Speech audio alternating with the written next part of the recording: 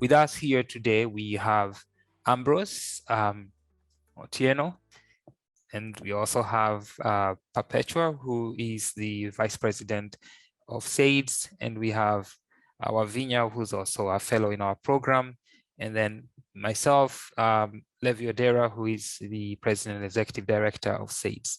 And today's conversation is going to be facilitated by our fellows, Ambrose and Wavinya, who will facilitate and ask us, myself and Perpetua, a couple of questions, since Perpetua and I have been doing this for a while, and sometimes it's nice to actually be put on the spot in terms of some of these things we haven't been able to think about. During the past few decades, the world has become more complex and led to both challenges and opportunities that require us to think differently in order to flourish.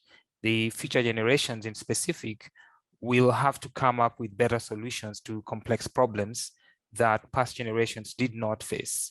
And currently, most of this future generation is the youth that we have in most parts of the world. And for example, problems that occur in other parts of the world will also be their problems. We have seen this with how COVID became a global problem. And at the same time, good outcomes that happen in other parts of the world can also be theirs. For example, an increase in agricultural output can also be of benefit to another part of the world. However, in order for future generations to know how to deal with both positive and negative outcomes of the complex world, we will need to have the appropriate knowledge and skills for how to do so. In Africa, this future generation that needs this knowledge and skills is the large youth population that the continent has. This youth population needs to be well equipped with knowledge, skills, and also experiences, especially for dealing with complex ongoing changes in order to ensure that their countries thrive. This is the gap that SAYDS was created to fill.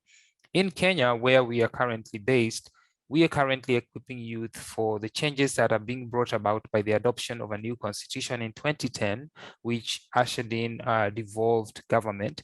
But at the same time, this devolved government also creates opportunities for both political development and economic development.